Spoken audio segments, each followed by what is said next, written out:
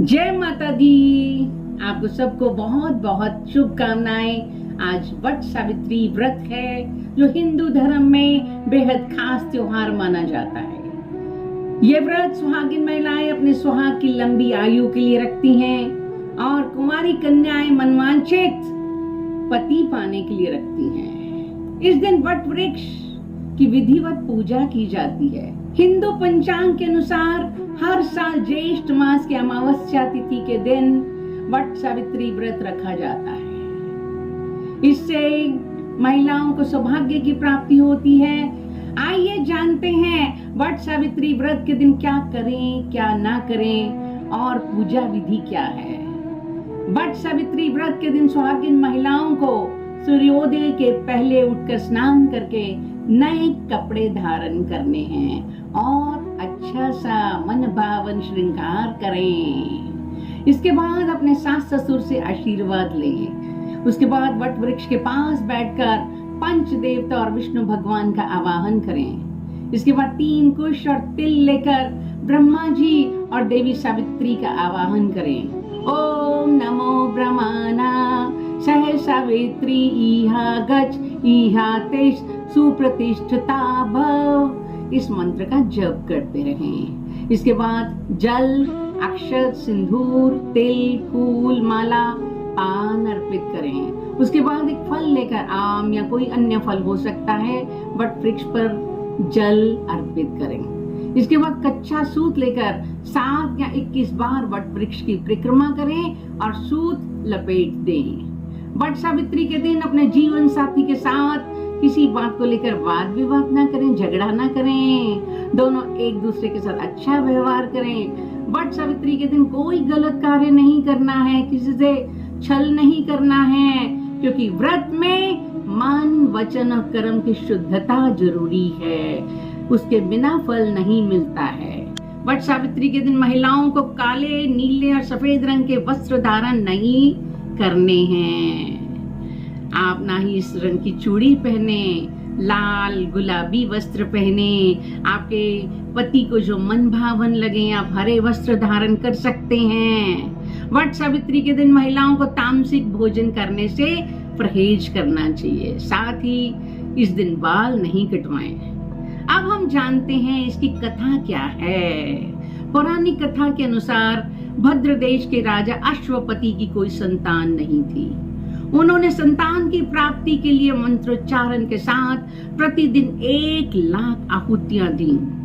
ये काम 18 वर्षों तक जारी रहा। इसके बाद सावित्री देवी प्रकट हुई और उन्होंने वर दिया कि राजन, तुझे एक तेजस्वी कन्या पैदा होगी। राजा को सावित्री देवी की कृपा से पुत्री की प्राप्ति हुई, जिसका नाम सावित्री रखा गया। वे कन्या बड़ी होकर बेहद रूपवान हुई। उस कन्या के लिए योग्य वर न मिलने से उसके पिता दुखी थे। उन्होंने कन्या को स्वयंवर खोजने के लिए भेज दिया। सावित्री तपोवन में भटकने लगी। वहाँ सालव देश के राजा द्युमत सेन रहते थे, जिनका राज्य किसी ने छीन लिया था। उन्हीं के पुत्र सत्यवान का सावित्री ने पति के रूप में वरण किया।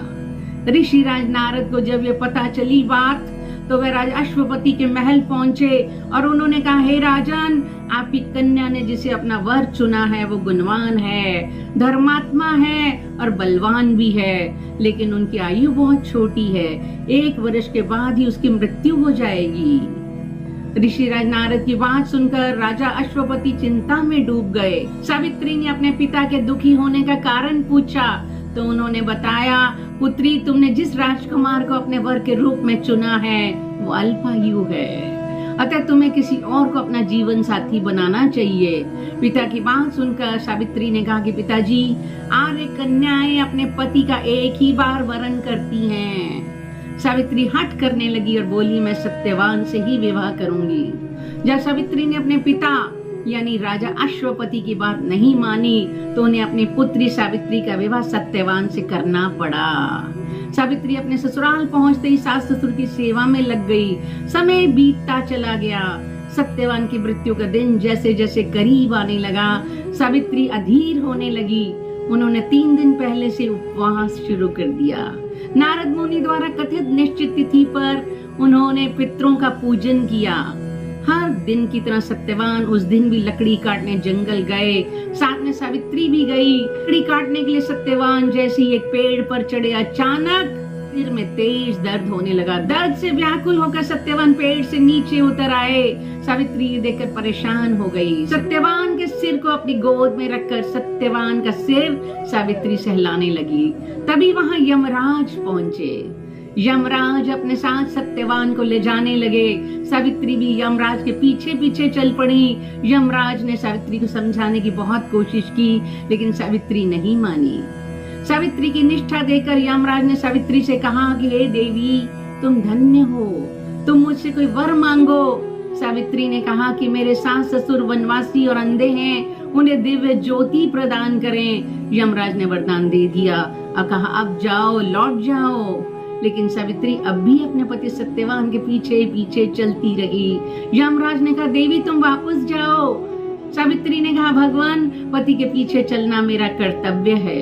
ये सुनकर उन्होंने फिर से उसे एक और वर मांगने के लिए कहा। तब सावित्री बोली हमारे ससुर का राज्य छिन गया है, उसे पुण्य वापस दिला दें। यमराज ने सावित्री को ये वरदान भी दे दिया, लेकिन सावित्री अब भी पीछे पीछे चलती रही। यमराज ने सावित्री को तीसरा वरदान मांगने को कहा। इस पर सावित्री ने 100 संतानों और सौभाग्य का वरदान मांगा। यमराज ने ये वरदान भी सावित्री को दे दिया, लेकिन इस वरदान के मिलने के बाद भी सावित्री वापस नहीं लौटी। इस पर सावित्री ने यमराज से कहा कि प्रभु मैं एक पतिव्रता पत्नी हूँ और आपने मुझे पुत्रवती होने का वरदान दिया है। यमराज समझ गए और सावित्री की बात सुनकर यमराज को सत्यवान के प्राण छोड़ने पड़े। यमराज अंतर्ध्यान हो गए और सावित्री उसी वट वृक्ष के पास आ गई, उसके पति की मृत्यु जहाँ हुई थी। सावित्री के आते ही सत्यवान जीवंत हो गया और दोनों खुशी खुशी अपने राज्य के लिए चल पड़े। दोनों जब घर पहुंचे तो देखा कि माता पिता को दिव्य ज्योति प्राप्त हो गई है और उनके सारे दुख दूर हो गए हैं। कहते हैं वट सावित्री व्रत करने और इस कथा को सुनने से जीवन साथी की आयु लंबी होती है और वैवाहिक जीवन में खुशियां बढ़ जाती हैं। तो आप सब बहनों को बहुत बहुत शुभकामनाएं। आप निष्ठा के साथ, भक्ति के साथ मनाएं माँ सावित्री को और आपके घर में खुशियां छा जाएं। जय माता दी।